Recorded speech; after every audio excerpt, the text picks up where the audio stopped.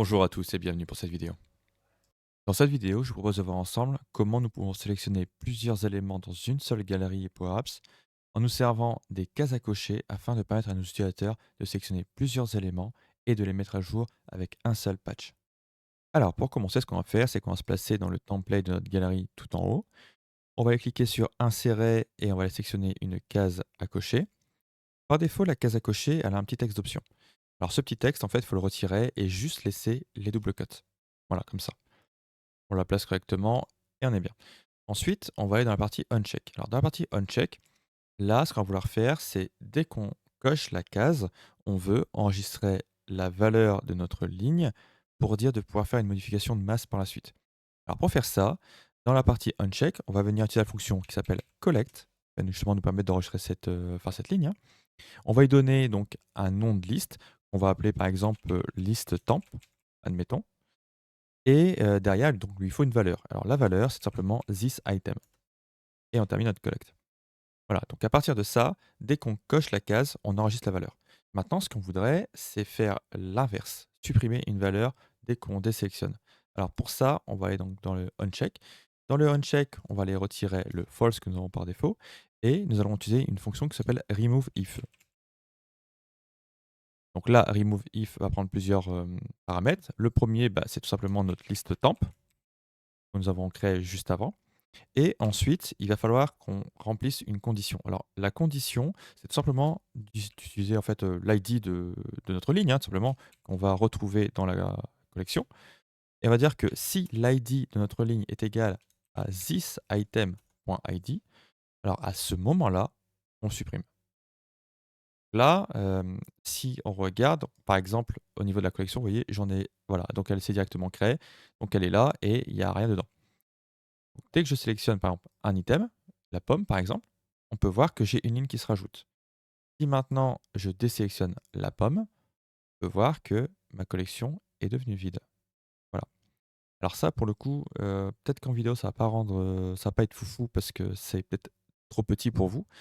Mais dans tous les cas, on va afficher ça juste après sur un format un peu plus grand.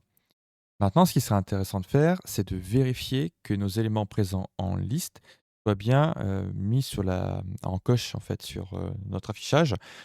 Ça peut être utile, c'est dans le cas où vous avez des changements de page, qu'il y a des resets qui se font au niveau des cases à cocher et que, ben, c'était pas prévu, hein, tout simplement. Donc à ce moment-là, ce qu'on va faire, c'est qu'on va sélectionner la case à cocher. On a donc la partie default.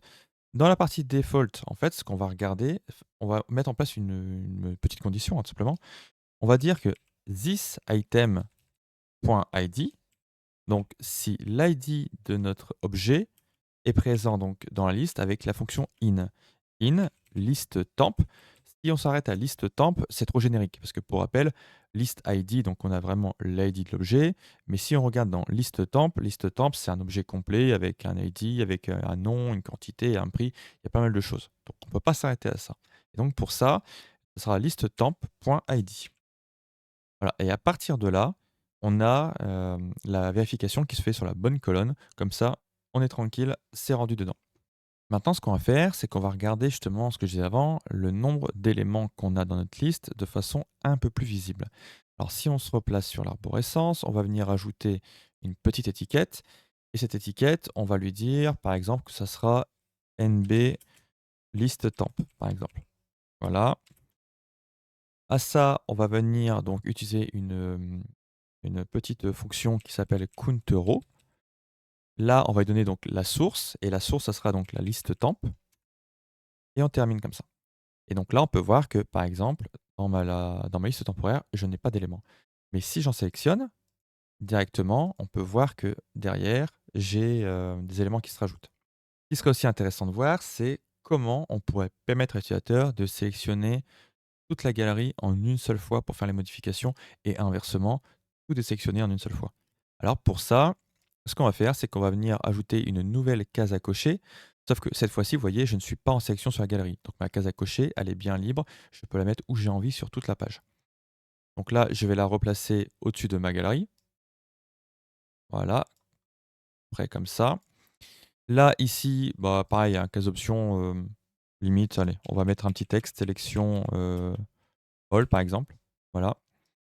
Et donc, le but du jeu, c'est de dire que dès que je clique sur cette case à cocher pour la mettre en validé, à ce moment-là, je sélectionne toute ma galerie. Et pour faire ça, en fait, c'est tout simple. On va venir dans le onCheck. Et dans le onCheck, en fait, tout ce qu'on va faire, c'est tout simplement un clear collect. Alors, clear collect, en fait, c'est une petite variante de la fonction collect qu'on a vu jusqu'à présent. Collect, quand vous l'utilisez, ça additionne le contenu. Si par exemple vous faites un collect sur la ligne 1, ça crée la liste avec la ligne 1. Si vous faites derrière un collect sur la ligne 2, ça vient ajouter la ligne 2 à la collection qui a été créée avec la liste, enfin avec la ligne 1. Et donc, dans cette collection, vous avez deux lignes. Alors que si on refait exactement la même chose avec Clear Collect, c'est-à-dire que Clear Collect, on lui donne la ligne 1, on a une liste avec la ligne 1, on fait derrière un deuxième Clear Collect avec la ligne 2, à ce moment-là, ça écrase la première ligne 1. Donc à ce moment-là, on n'a plus qu'une seule collection avec la ligne 2. Et là, en fait, c'est le but du jeu.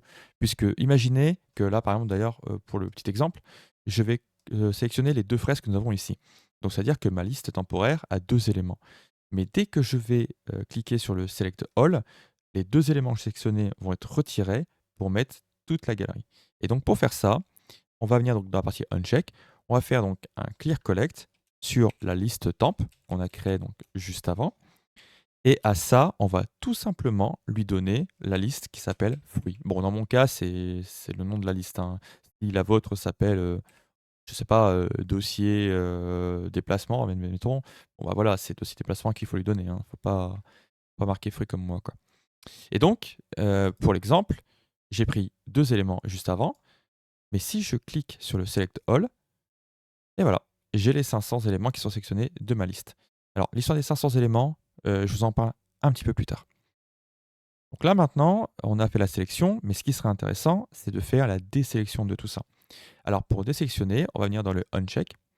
Et à ce moment-là, enfin dans le uncheck, pardon, et à ce moment-là, ce qu'on va faire, c'est on va marquer donc clear, la petite fonction, et ensuite on va marquer liste temp.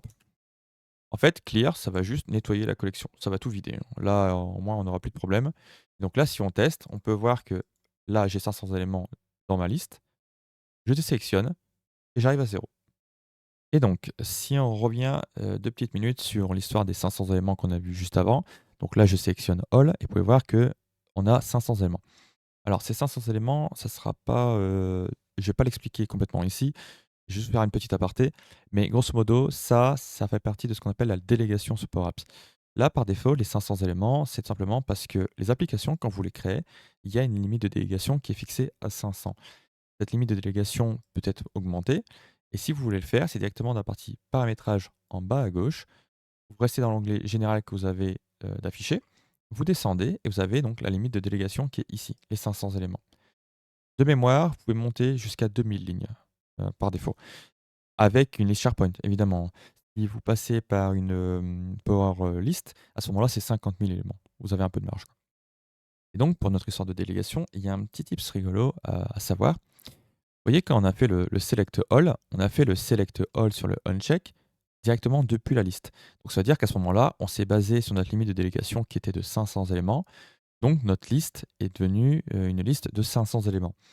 Mais d'après vous, la galerie qui est devant moi là, elle affiche combien d'éléments réellement? Eh bien ça, on va le vérifier. Et à mon avis, vous n'êtes pas près de la valeur. Donc là, je vais reprendre un petit label. Sauf que là, ici, ça sera donc ma galerie NB par exemple. Et donc, je vais prendre le nom de cette galerie. Limite, ce sera la galerie test que je vais appeler. Voilà. Donc dans le petit label que j'ai posé, donc je vais faire la galerie test. Point. Derrière, on va venir sélectionner tous les items qu'on a. Et donc pour ça, on va faire un all item count, par exemple. Et donc là, on peut voir qu'en réalité, la galerie n'affiche que 100 éléments. C'est des lots de 100 éléments. Et donc vous voyez qu'en faisant le select all, en réalité, on s'est directement donc basé sur la délégation à 500 plutôt que se baser sur la galerie qui affiche 100 éléments. Alors pour ceux qui se posent la question, ouais, mais au niveau de la galerie, comment on fait pour avoir plus d'éléments? Ben, tout simplement, en fait, c'est un cache qui est mis en place pour éviter de flinguer les performances de votre application. Donc là, vous avez 100 éléments qui est mis en place, mais si vous scrollez vers le bas, vous allez voir qu'il y a d'autres éléments qui vont se rajouter. Donc là, j'en ai 100 par exemple, et donc si je descends, vous voyez, je suis arrivé à 200 éléments. Et pareil, je peux descendre encore une nouvelle fois, 300 éléments et ainsi de suite. Alors maintenant, ce qui serait intéressant de voir, c'est comment on peut faire pour sélectionner plusieurs éléments et les mettre à jour en une seule fois. Alors pour ça, on va avoir besoin de 2 choses. On va avoir besoin, premièrement, d'un bouton qui nous servira d'en faire l'enregistrement et ensuite un petit input qui nous servira à rentrer une valeur. Alors là, on va se câbler sur la quantité. Donc le texte ici, on va le retirer. On va se mettre sur un nombre, histoire de dire. Pour rappel, le format, c'était pour verrouiller enfin, une partie du clavier. Donc là, je suis sur un format nombre, ce qui veut dire que je ne peux pas rentrer de lettres, uniquement des chiffres.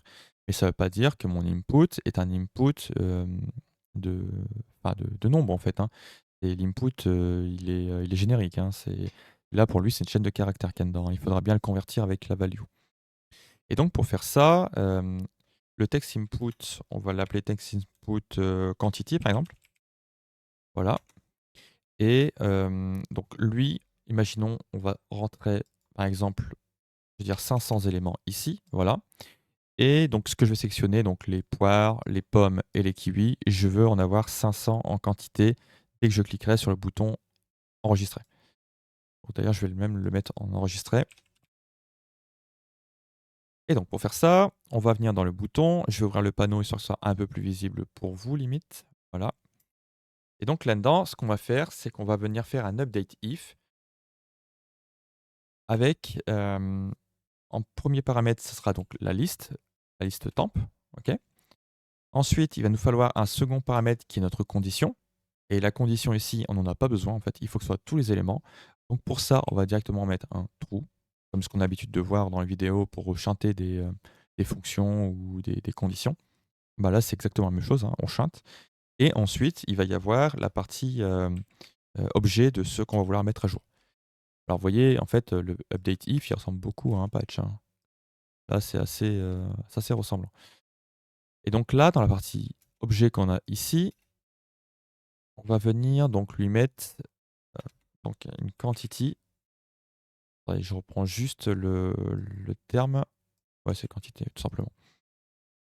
Quantité ici. Et ensuite, on va lui mettre donc l'input hein, qu'on a juste avant. Donc on récupère l'input, le text input quantity. Et donc en valeur, on lui donne ça.text. Sauf que, pour rappel, quantité, la colonne quantité, c'est une colonne de chiffres. Et moi, mon input, c'est un input de caractères. Donc pour ça, je dois faire une conversion. Vous, dans votre cas, ce sera peut-être pas nécessaire, hein. Si, admettons, vous mettez à jour un statut, bon, bah, c'est texte pour texte, donc il n'y a pas de souci. Et donc là, dans la petite démo, en faisant ça, je vais mettre à jour donc, ma liste avec la quantité qui va devenir égale à ce que j'ai rentré juste au-dessus. Mais là, en l'état, ça ne fait toujours pas d'enregistrement en base. Et donc pour l'enregistrement en base, on va utiliser donc le patch. On avait déjà eu l'habitude d'utiliser dans d'autres vidéos, hein, pour le coup. Le patch va prendre, lui, donc la liste fruits. Donc c'est ma liste à moi côté SharePoint, hein, pour le coup. Et ensuite, il va prendre les modifications. Les modifications, autant qu'on a l'habitude de les faire à la main dans les anciennes vidéos, là, on va faire donc une mise à jour de masse. Et pour ça, on va utiliser liste temp, tout simplement. Donc le patch est relativement simple, hein. Là-dessus, on ne peut pas faire plus simple. Mais par contre, en faisant ça, il nous reste un truc qu'on n'a pas fait, c'est nettoyer notre collection. Puisque bon, là, on a fait le taf, donc la collection, elle n'a pas besoin de rester sur le côté avec les données en cache. Donc là, on va tout simplement faire un clear de cette collection, en fait. Voilà. Et ça, c'est vraiment le truc à pas oublier, hein. Ça, c'est le piège. Si vous oubliez de le supprimer, vous pouvez très bien vous retrouver avec des mises à jour qui n'étaient pas prévues à l'origine, hein. Donc, il ne faut pas l'oublier quand même. Donc là, pour faire le petit test, on a tout notre code qui est fonctionnel. Donc j'ai mes 3 éléments de sélectionnés, la pomme, la poire et le kiwi.